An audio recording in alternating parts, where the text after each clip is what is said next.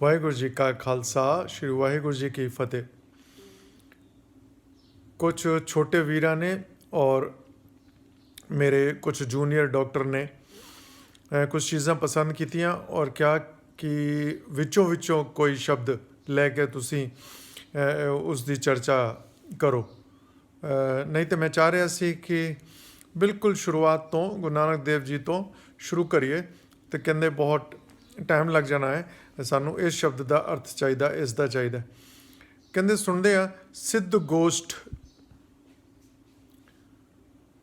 एक चीज़ इत्थे दसना चाहांगा गुरु ग्रंथ साहिब दे विच जिन्ने भी वर्ड है शब्द है वो अक्सर संस्कृत फारसी हिंदी उर्दू इन्हां सबना तो उपजे गुरमुखी पंजाबी बन के सामने आए तो उसां दे अगर अर्थ लगाने शुरू करांगे तो आप ही लगा पावांगे बड़े अच्छी तरह। गोष्ठ शब्द सुनिया असी होना गोष्ठियाँ पुराने ज़माने कहते सी ती दोस्तां यारियां दियां मंडलियां बैठियां गोष्ठियाँ हो रही हैं किते कोई प्रवचन हो रहे हैं सारे जने जो है चर्चा कर रहे हैं गोष्ठियाँ हो रही हैं ठीक है ना। सैमीनार कहते हो तुसी आजकल वर्कशॉप कहते हो गोष्ठियाँ तो गोष्ठ शब्द बनया। सिद्ध गुरु ग्रंथ साहिब दे विच बहुत जगह ते वार वार प्रयोग होना है सिद्ध शब्द का। उस जमाने च सिद्ध पुरुष वो मने जाते सी साधु संत साडे प्यारे हिंदू धर्म दे विच इन्ने पंथ बने हुए सी कि जिहदी तुसी कल्पना नहीं कर सकते हो। किथे नाथ धर्म किते आई पंथ किते नाथ पंथ किते योगी पंथ किते कुछ किते कुछ किते कुछ किते कुछ बहुत सारे पंथ बने हुए सी ते सारिਆਂ ने चमत्कारियां रिद्धियां और सिद्धियां ये अगली बारी एक्सप्लेन करने की कोशिश करांगे। रिद्धियां सिद्धियां की है सिद्धियां प्राप्त सी सानू असी कोई भी चमत्कार कर सकते हैं असी किसी भी प्रकोप तो बचा सकते हैं असी किसी भी व्याधि तो बचा सकते हैं बहुत कुछ इन्ना कुछ कि उहदे भ्रम दे विच उस वेले भारत वर्ष ना समाजिक ना आर्थिक ना शक्ति दे विच और ना ही राजनीति दे विच और ना ही मॉरली ना ही धार्मिक और ना ही आध्यात्मिक तौर पर विकास से दूर विकास तो थल्ले की तरफ चला गया सी और इस करके ही इन्ने साल सानू जो है वो गुलाम रहना पिया और अज भी उस शक्ति का संचार पूरे हिंदुस्तान दे विच ते नहीं है। ये सिद्ध पुरुष सी गुरु नानक देव जी ने कसम खाई सी कि मैं इन्हां दे दर ते ये जिथे जिथे इन्होंने अपनी मंडलियां बना के रखियां है क्योंकि इन्हां दा विश्वास सी कि संसार छड़ दो गृहस्थ छड़ दो नारी तो भजो और जाके किते तुसी बह जाओ और उस तो बाद तपस्या करो ज्ञान प्राप्त करो। कोई शक नहीं ये वाकई ज्ञानी सी ताइयों इन्हों सिद्ध पुरुष कहते सी। गुरु नानक देव जी ने इन्हां दी जगह जाके ते गुरु ग्रंथ साहिब दे विच 3 सिद्ध गोष्ठ जगह की चर्चा है।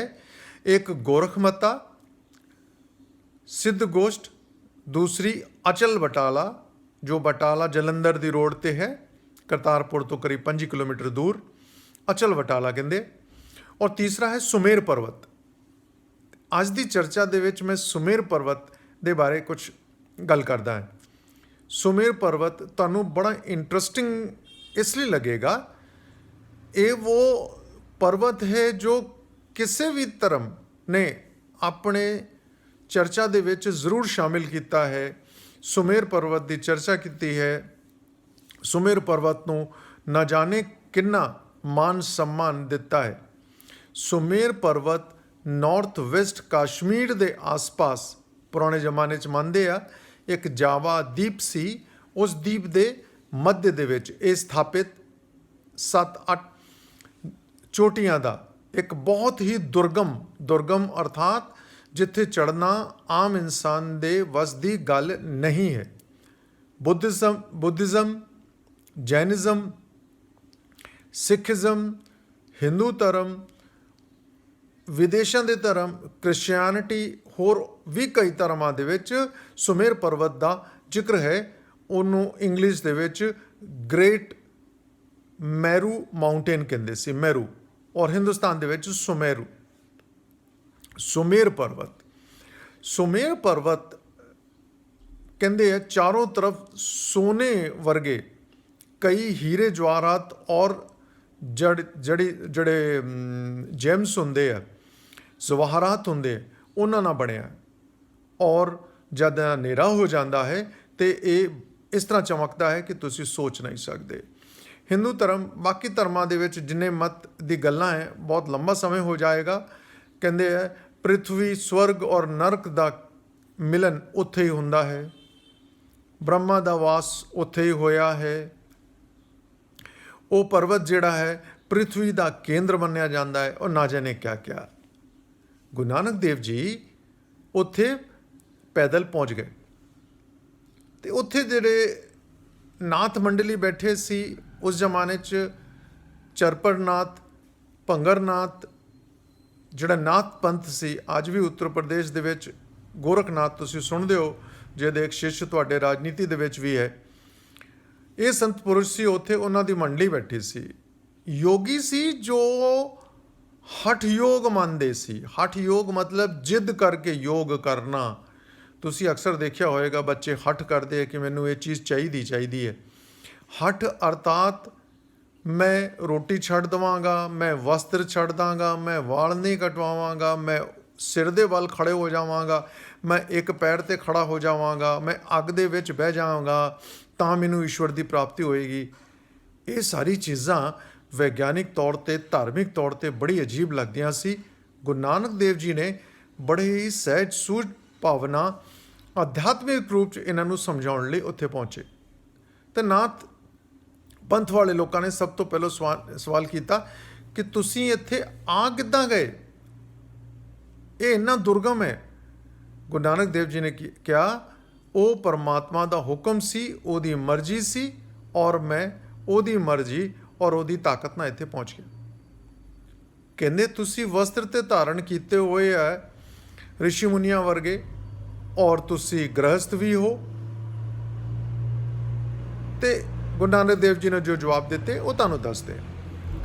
ਉਹ ਬੜੇ ਚਮਤਕਾਰੀ ਪੁਰਸ਼ ਸੀ, ਉਹਨਾਂ ਦੇ ਕੋਲ ਜੋ ਸ਼ਕਤੀਆਂ ਸੀ। ਗੁਰੂ ਨਾਨਕ ਦੇਵ ਜੀ ਨੂੰ ਉਹਨਾਂ ਨੇ ਇੱਕ ਬਾਲਟੀ ਵਰਗੀ ਕੋਈ ਚੀਜ਼ ਦਿੱਤੀ ਔਰ ਕਹਿੰਦੇ ਕਿ ਸਾਹਮਣੇ ਤਾਲਾਬ ਤੋਂ ਪਾਣੀ ਲੈ ਆਓ, ਆਪਣੀ ਪਿਆਸ ਬੁਝਾਓ। ਔਰ ਜਿਸ ਤਰ੍ਹਾਂ ਮੈਂ ਦੱਸਿਆ ਉਹ ਪਰਬਤ ਜੋ ਹੈ, ਜੋ ਹੀਰੇ ਜਵਾਹਰਾਤ ਸੋਨੇ ਨਾਲ ਲੱਦਿਆ ਹੋਇਆ ਹੈ, ਔਰ ਉਹ ਨਾਥ ਪੰਥੀਆਂ ਨੇ ਜੋ ਹੈ ਆਪਣੀ ਸ਼ਕਤੀ ਨਾਲ ਉਸ ਤਾਲਾਬ ਦੇ ਪਾਣੀ ਨੂੰ ਸੁਕਾ ਕੇ ਔਰ ਉਹਦੇ ਵਿੱਚ ਹੀਰੇ ਜਵਾਹਰਾਤ ਭਰ ਦਿੱਤੇ। ਗੁਰੂ ਨਾਨਕ ਦੇਵ ਜੀ ਜਦ ਗਏ, ਉਹਨਾਂ ਨੇ ਦੇਖਿਆ ਕਿ ਪਾਣੀ ਉਪਲਬਧ ਨਹੀਂ ਹੈ, ਔਰ ਉਹ ਉਸ ਤਰ੍ਹਾਂ ਹੀ ਵਾਪਸ ਆ ਗਏ। ਔਰ ਜਿੰਨੇ ਵੀ ਨਾਥ ਯੋਗੀ ਸੀ ਉਹ ਬੜੇ ਇਸ ਤੋਂ ਇੰਪ੍ਰੈਸ ਹੋਏ ਔਰ ਕਹਿਣ ਲੱਗੇ ਕਿ ਇਹ ਕੋਈ ਲਾਲਚੀ ਜੋ ਇੰਨੇ ਜਵਾਹਰਾਤ ਵਗੈਰਾ ਵੀ ਦੇਖ ਕੇ ਔਰ ਵਾਪਸ ਆ ਗਏ।